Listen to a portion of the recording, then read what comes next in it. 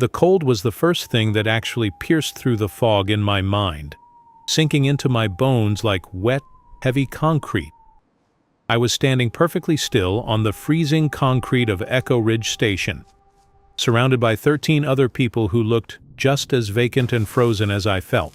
The absolute last thing my brain could process was boarding the 6:15 commuter train on Tuesday evening, resting my head against the glass window to take a nap after an exhausting shift. Now the harsh fluorescent lights of an unfamiliar platform were buzzing aggressively above us, and the digital departure board was completely devoid of any information. We shouldn't have stopped here. This wasn't on the schedule. We were miles away from this route. None of this is right. None of this makes any rational sense. I turned my head slowly to see the train conductor, an older man with deep wrinkles I vaguely recognized from my daily commute, frantically clawing at the stiff collar of his uniform. His eyes were wide and bloodshot, darting uncontrollably between the empty steel tracks and the thick, suffocating fog rolling in from the dense woods. I was locked inside the front cabin. I swear to Almighty God I was in the front cabin pulling the brake. The heavy steel door locked itself from the outside, and then all the lights just died. I desperately wanted to tell him to calm down, to assert some kind of rational adult control over the escalating panic, but my throat felt completely paralyzed. I pulled back the sleeve of my heavy wool coat to check my wristwatch, hoping to calculate exactly how long we had been asleep inside that train. The familiar analog face of my silver watch showed it was 6:45, which perfectly aligned with my Tuesday evening commute.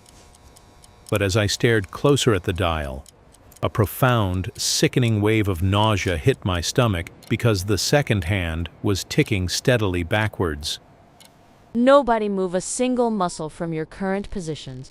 Keep your hands entirely visible and remain absolutely silent until instructed otherwise. Several state police cruisers had silently rolled into the station's gravel parking lot with no sirens running, cutting through the dense mist like sharks gliding through dark water. They didn't rush toward us with thermal blankets or paramedics offering assistance. They approached in a tactical formation, with their hands resting heavily on their sidearms.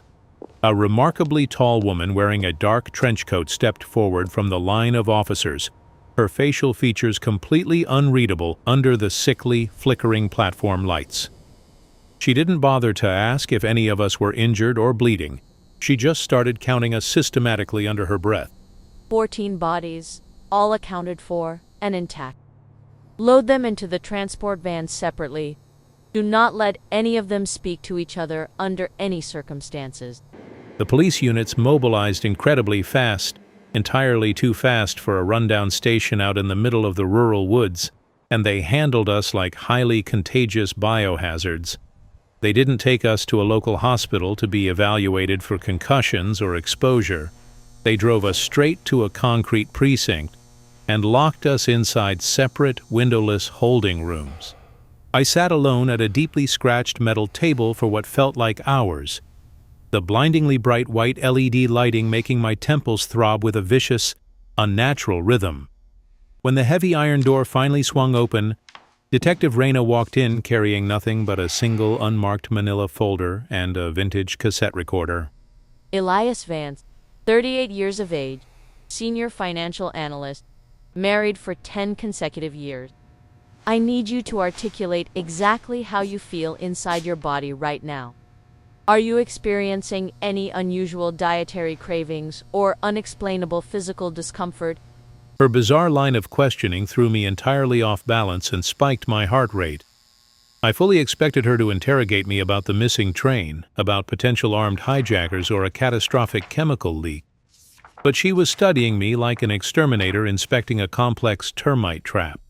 I forced my voice to remain steady and told her I felt perfectly fine, just incredibly tired and disoriented, and I loudly demanded to know what day it actually was and why my wife Elena hadn't been notified. She completely ignored my rising anger, smoothly sliding the cassette recorder to the center of the table and pressing a heavy finger against the play button. This is a priority 911 call routed through the county emergency dispatch. originating directly from your personal cell phone. It was recorded exactly 72 hours ago, on Tuesday night. Listen very closely to the audio. The magnetic tape hissed violently with static, immediately followed by the terrifying, unmistakable sound of heavy, wet thuds echoing inside a confined metal space.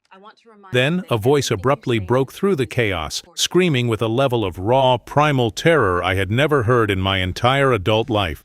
The panicked voice on the tape was screaming loudly, begging the operator not to let the thing copy him, sobbing that the face didn't fit properly, and the voice was being stolen. The blood instantly drained from my cheeks as I realized that the terrified man screaming on the recording, You have been officially categorized as a missing person for 3 full days. Elias. The commuter train was discovered abandoned on a defunct rail bridge 50 miles away from your route, completely empty of passengers and luggage.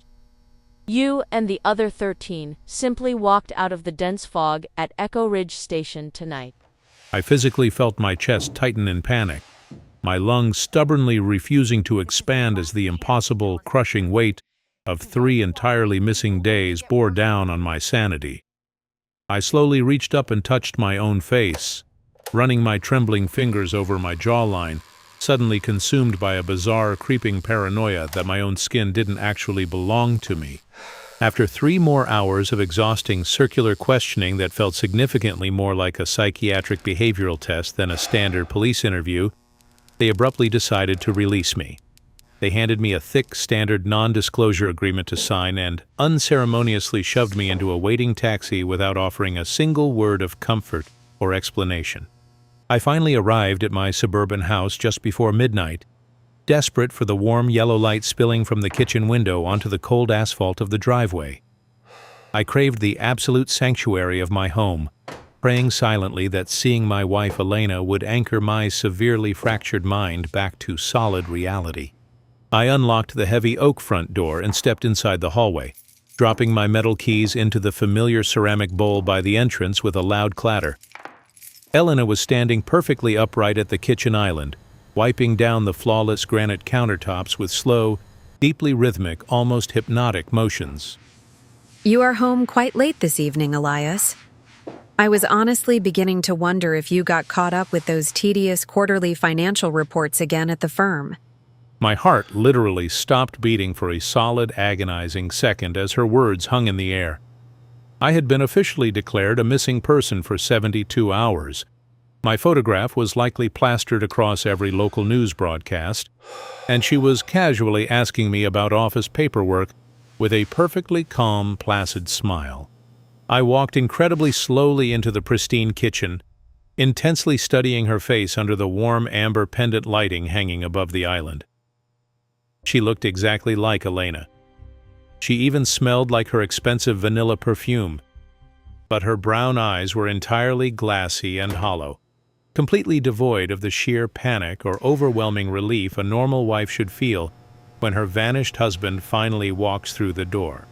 You look exceptionally pale tonight, my sweetheart. Please sit down at the dining table right now. I will gladly make you a fresh, hot cup of coffee to warm your freezing hands. I honestly didn't know how to respond to the sheer absurdity of the situation, so I just nodded dumbly and sank heavily into one of the wooden dining chairs, feeling exactly like a hostile intruder inside my own home. I watched her move around the spacious kitchen, noting that her posture was flawlessly straight, her physical movements almost mechanical and deeply robotic in their deliberate precision. She gently placed a steaming ceramic mug of dark coffee directly in front of me, and I watched in absolute silent horror as she scooped 2 massive spoonfuls of processed sugar into the liquid. I absolutely despise sugar. I have religiously drank my coffee completely black every single morning since we first met back in our college dorms. Drink every last drop of it, Elias. It will significantly help you settle back into your normal daily routine. We have a substantial amount of catching up to do together. I picked up the heavy ceramic mug with violently trembling hands, slowly raising the hot rim to my lips because I was suddenly, inexplicably terrified of what might happen if I refused her domestic offering. I closed my eyes and took a very deep, hesitant swallow of the scalding, overwhelmingly sweet liquid. The artificial sugar coated my entire tongue, thick and incredibly syrupy, and a brand new wave of absolute existential terror washed over my entire existence. I didn't hate the disgusting taste at all. I actually loved it, actively craving the intense sweetness with a fierce biological urgency that definitively proved something inside my body had fundamentally, irrevocably changed. I forced a wide, fake smile, told her the beverage was absolutely delicious, and practically sprinted up the carpeted stairs to the master bedroom, locking the heavy doors securely behind me. I bypassed the bed and went straight into the attached master bathroom, aggressively turning on the metal sink faucet to splash freezing cold water onto my burning, flushed face. As the tap water rushed violently down the dark metal drain, the harsh acoustic sound of the plumbing triggered a sudden, agonizing spike of pressure right behind my eyes. The brightly lit suburban bathroom instantly vanished from my vision. Forcefully replaced, I was suddenly dragged back into the pitch blackness of the derailed commuter train, violently pinned down against the rough, scratchy fabric of a standard passenger seat. The broken emergency red lights flickered weakly at the far end of the narrow aisle, briefly illuminating a tall, horrific, shifting mass of shadow that was slowly dragging itself over the unconscious bodies of the other commuters. The overpowering metallic smell of burnt ozone and rotting copper flooded my lungs as I desperately tried to hold my breath and blend into the heavy shadows. Right beside me in the suffocating dark, Conductor Miller was gripping my left arm with agonizing, bruising force, his voice trembling in a frantic, tearful whisper. "Keep your damn eyes tightly closed, Elias. If the creature doesn't know the exact color of your irises, it physically cannot finish rendering the face. Please do not let it see your eyes." I gasped desperately for oxygen, violently snapping back to current reality, and collapsing heavily onto the cool ceramic tile floor of my master bathroom. My chest heaved uncontrollably as I tried to logically process the fragmented, horrific memory, slowly realizing that whatever entity had attacked us on that dark train hadn't just stolen our time, it had meticulously stolen our biological blueprints. I crawled weakly out of the bathroom and sat heavily on the very edge of the large mattress, burying my sweating face deep into my trembling hands. Suddenly, my smartphone aggressively vibrated inside my jacket pocket, abruptly breaking the suffocating silence of the bedroom with an entirely unknown caller ID flashing on the bright screen. Elias, is that actually you on the line? Please swear to me you're really Elias. I memorized your phone number from the police registry they accidentally left sitting on the metal interrogation table. The young woman's voice was wildly erratic and breathless, constantly punctuated by wet, heavy sobs that made the tiny speaker on my phone crackle and distort. I immediately recognized her distinct pitch as one of the women from the freezing platform, the exact same one who had been endlessly murmuring apologies to people who simply weren't there. You have to listen to me right now, Elias. I went down into my dark basement to check the main breaker panel because the hallway lights were constantly flickering. I found something massive wrapped in heavy industrial plastic shoved behind the old furnace. I physically felt my stomach drop straight into a bottomless, icy abyss, my grip tightening on the smooth metal of the phone until my knuckles turned completely stark white. I cautiously asked her what she had found hidden down there, even though every single screaming instinct in my newly corrupted, sugar-craving body told me to hang up the phone immediately and run away. I found my own dead body. Elias, the rotting face is permanently frozen in a silent scream and the entire chest cavity is completely hollowed out. If I am truly dead down there in the dark, then who exactly am I right now? What thing is currently wearing my favorite clothes? She suddenly started screaming into the receiver, a piercing, utterly inhuman wail of sheer existential agony that ended abruptly, with the violent sound of a phone shattering against a brick wall. The line immediately went dead, leaving me sitting alone in the heavy, dim, ambient light of my bedroom, surrounded by the deeply oppressive silence of a suburban house that was clearly no longer mine. The cracked phone slipped from my completely numb fingers, dropping onto the hardwood floor with a dull thud as the final, profoundly horrifying pieces of the puzzle locked securely into place. I wasn't actually afraid of what had happened to my lovely wife while I was gone. I was deeply, fundamentally terrified of what had actually come back to this house in my place. The brass doorknob rattled softly before the internal lock clicked open, the metal mechanism turning smoothly from the outside hallway. Elena stepped gracefully into the dim, moody light of the bedroom, holding a neatly folded stack of clean laundry tightly against her chest. Honey, is everything completely all right in here? I thought I heard you talking loudly to someone on the phone, and your throat is making a very strange, wet sound. I stood up very slowly from the edge of the mattress, suddenly feeling a profoundly weird, unnatural tightness in my facial muscles, exactly like my outer skin was a cheap synthetic suit stretched tightly over a bone frame that was slightly too large. I walked toward my wife, fully intending to comfort her, to tell her that we needed to leave this infected house immediately before they found us. But as I stepped closer into the light of the bedside lamp, Elena's placid, perfectly constructed smile melted rapidly away, instantly replaced by an expression of pure, unfiltered, visceral revulsion.